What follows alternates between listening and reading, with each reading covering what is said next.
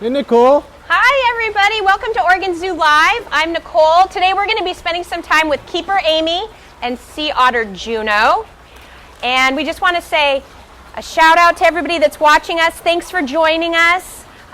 We are all happy and healthy here at the Oregon Zoo. You might be noticing Amy is wearing an N95 mask while she's working with Juno today. And we are doing that right now when we work with any of our animals, just to keep everybody safe and healthy, keepers and animals alike. And we are practicing social distancing with everybody too here. We have a new feature. We have a donate button on our website today. So if anybody wants to help us out, we would love for you to do that. So go ahead and push that button and you can financially help the zoo out. So let's get back to Juno and Amy. They're going to start shooting hoops. We're really excited for you guys to see this today. Juno is a pro at basketball, and as you'll see here, Amy can give her a ball. She can dunk it in the basketball hoop. And you guys may have remember seeing video a while ago of our older sea otter Eddie, who did this, who unfortunately isn't with us anymore. But we originally taught Eddie to shoot hoops, to actually use his muscles in his elbows and shoulders, because he had really bad arthritis, and so we really wanted to make sure that he was getting those joints worked out. But Eddie seemed to enjoy it so much, and the keepers and the fans out there, we even got some fan mail from the Harlem Globetrotters. We thought, well, why not teach Juno? So Juno is now shooting hoops for us, and she is, as you can see, she really enjoys it as well. So, Nicole, Liam wants to know, how do sea otters stay warm in the water? Liam, how do sea otters stay warm? So they have fur instead of blubber, and their fur is actually the thickest fur of any animals on the planet, and in 1 square inch they can have up to 1 million hairs, and I think the average human has like 100,000 hairs on their entire head. So that fur is what keeps them warm, and as you can see, when Juno's rolling around in the water, it's kind of like that water just rolls right off that hair. And that's because she's done a good job of grooming her fur. And so they really do have to spend a lot of time grooming their fur to keep it well insulated against the cold water. Celeste is asking, where do sea otters come from? Where do they live? Where do sea otters come from and where do they live? So sea otters were originally along the entire west coast of North America, and they actually lived off the Oregon coast as well. They were hunted to extinction, so we no longer have them off the Oregon coast, but there is a small range in central California where they still live, or where the southern or California sea otters live. And then in about central Washington on up north through Canada and out through Alaska and out the Aleutian chain, we have the northern or the Alaskan sea otters. And of course we have some in zoos and aquariums as well to showcase them. So if you're lucky enough to live on the west coast, you might see one. So Nicole, where did Juno come from? How did she end up finding a home here at the zoo? So Juno was actually wild born and was orphaned. We're not sure what happened to her mother. And so she came to us when she was a few months old. She made a stop at the Monterey Bay Aquarium, though, and she did go through a little bit of rehab, and she got stabilized, and she grew up a little bit, and then we got her here, and she's been with us ever since. She is 6.5 years old, so we've had her for most of her life. So Isabella and Stacy are asking, what is Juno eating right now? So Stacy and Isabella, great question. Juno's eating a lot of food right now, and any food is her favorite. But as Amy can show you, there's clam in the bucket and a fish called capelin, which is a marine fish. She also eats shrimp and squid. And she also gets a crab every day, a type of clam in the shell called butter clam or quahog clam, and then they also get mussels. And then on really special days, they'll get an urchin as well. So Beckett and Lucas are asking why Juno's head is kind of a little bit lighter color. Oh, great question. So as sea otters age, as they get to be about 4 to 6 years old, they'll start to get a little bit grizzle, gray, or blonde on the head. And as they age, that'll get lighter.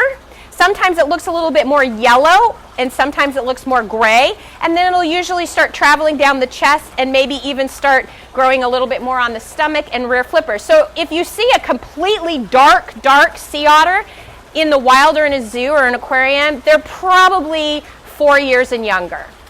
Riley's asking if it's fun for Juno to dunk the basketball.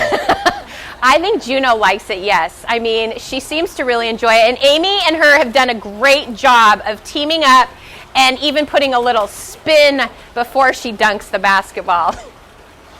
So for the folks tuning in, can you tell us more about why Juno plays basketball? Oh, sure. So why did we train Juno to play basketball? Well, physical activity is really important for our animals. We like to socially and physically enrich them. And it's just a way for us to make sure she's getting exercise, she's stretching. Originally, we did teach our older male, Eddie, how to play basketball so that he would stretch his upper forearms because that's where his arthritis was. And this will just help Juno as she gets older to continue to use those muscles. So Tabitha wants to know, what are a sea otter's predators? Ooh, what is a sea otter's predator? So really the biggest problem that sea otters have is pollution and toxins getting into their water, but that's not really a predator. They have, in the last decade or so, they have been, great white shark attacks are up. Now, it's not that they predate on sea otters, but I think they maybe mistakenly think they're a seal or a sea lion. But unfortunately, once a sea otter gets chomped on by a great white shark, that bite is lethal. So it's really important that we keep our oceans clean from toxins and pollution because these guys eat the food that's in the water, but also swim in it, and that fur collects all of that stuff too. Saria is asking if sea otters drink the water while they're swimming. How do they drink? Yes, that's a great question, Saria. So all marine mammals, they actually do not drink fresh water. They get all of the water that they need to live in their food. So if they stop eating, then they can actually become dehydrated. Now, we will give these guys ice cubes, and they do like to chomp and chew on those, but they really don't need the ice cubes for the drinking source. Robin is asking about the pockets in their arms. So how do they hold on to that food? So maybe Amy can load up Juno with a couple of handfuls of stuff, and you guys will notice that Juno will start to stuff food items in her armpits. And there's like these little folds of skin, and she'll hold it in place there. And that's just to make them efficient hunters and eaters. As they're diving and collecting food, then they can actually put food there, and it's kind of like a pocket. And then as they come to the surface of the water and they float on their backs, they'll just pull those little snacks out of their armpits and munch away. So there you go. She did a great job of showcasing that adaptation she has. So Henley and Hattie are asking how many babies a sea otter has. Great question, Hanley and Hattie. One pup, usually. There's been an occasion where researchers have seen a mom with two, but that's very, very rare. They have a lot of metabolic needs as far as sea otters go. They have to eat a lot of food every day. Juno eats 8.5 pounds of seafood every day. So for her to have to collect that and nurse more than one pup, I don't think energetically it would make sense for their bodies to do that. And they hold their pups on their chest, so they're not super big animals. So Lily's asking what that target is, the stick. Oh, the target stick? So that's a training tool that we use with not only sea otters, but a lot of animals. And what we've trained the sea otters to do is to hold on to the blue buoy, and then they touch it with their nose and hold onto it with their paws, and then that makes it a little bit easier for us to touch their bodies so that we can make sure that they're okay, and we can do some tactile safely on them. But we can also use it to have them jump up high. We can use it as kind of something to focus on to train them other behaviors like a spin or a roll in the water. Torian is asking, why do sea otters use their stomach as a table? That is a great question. I think because it's there and it's useful, and their little armpit snack holders are right there, so they're really good at floating. They actually have to work to dive, so they just naturally float on their backs, and that chest is there. And it's also when they have pups, when females have babies, that's a great floating surface for the pups too. Misha's asking if sea otters have to teach their babies how to swim. Great question, Misha. So yes, they do actually have to teach them how to dive and swim and hunt. When they're first born, they're very buoyant and very fluffy, so they can't actually even go underwater even if they try. So the mom will leave them at the surface of the water while they dive down and hunt. But as they get a little bit older, like maybe 8 to 12 weeks, they'll start practicing and trying to dive down and holding their breath longer and longer, and mom shows them where to hunt, how to hunt, and what to hunt. Shannon's asking how old Juno is. Juno is 6.5 years old.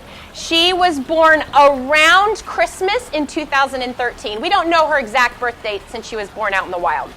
Kaden is asking what kind of noises do sea otters make? Oh, that's a great question. Juno's usually pretty quiet, so we probably won't get much out of her. They kind of do a high-pitched squeal when the pups are looking for their moms. And if sometimes when they play, they'll do a little low moaning sound.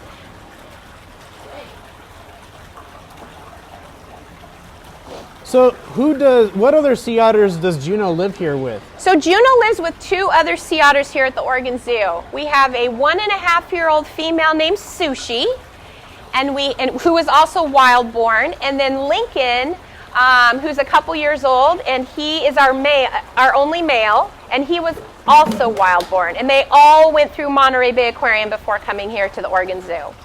So Sawyer's asking about sea otter fur. Can you tell us about how cool their fur is? Yeah, sea otter fur is so thick.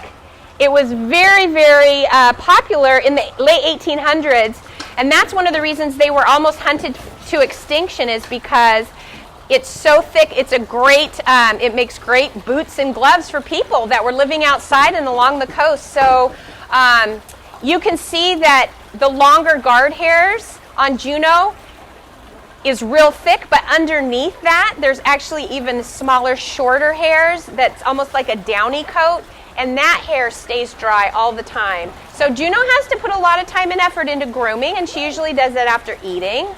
And then, like I had mentioned earlier, they can have up to 1 million hairs per square inch on certain parts of their body.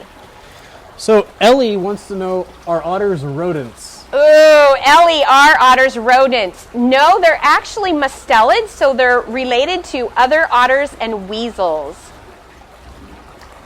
Just really quick, you're going to notice Amy is going to collect a fecal sample from Juno.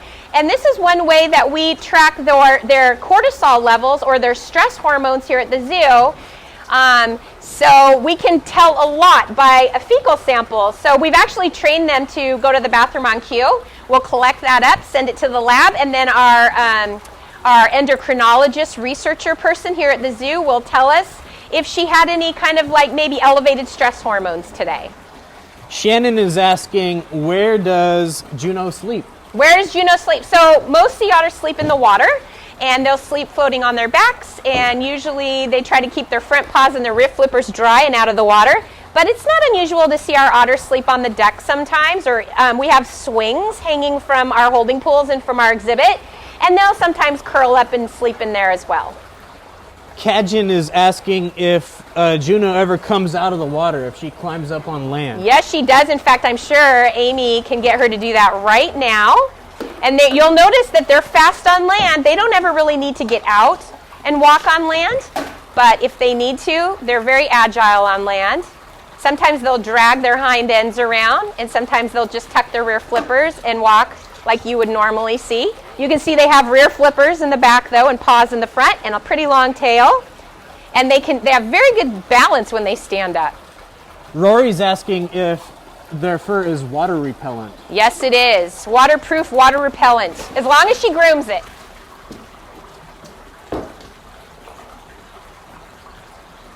So Ellie is asking, what's bigger, a sea otter or a river otter? Oh, good question, Ellie. So sea otters are much bigger than river otters. River otters are about a third of the size.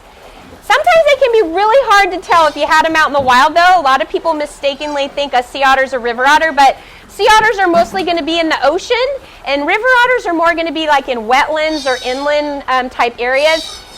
And somebody was asking earlier about the noises they make. That's Sushi making a little scream. I think she wants to get back together with Juno. Juno's kind of like her surrogate mom or babysitter, and so they like to hang out together.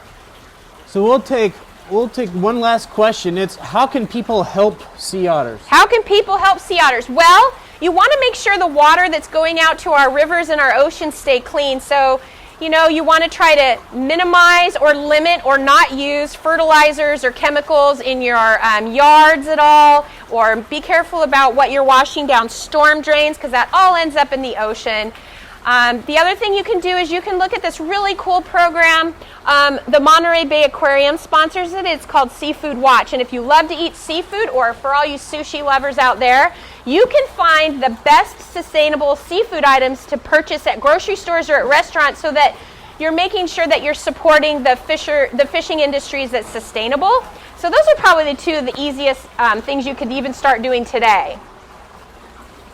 All right, you guys, thank you so much for playing hoops with Amy and Juno today. We really enjoyed having you. And again, just a reminder, if you want to help out the zoo, there is a donate button, and we would love to have you help us out.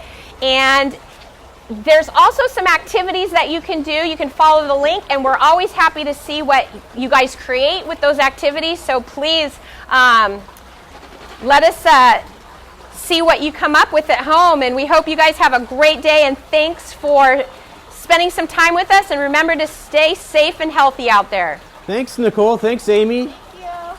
Thanks, everybody.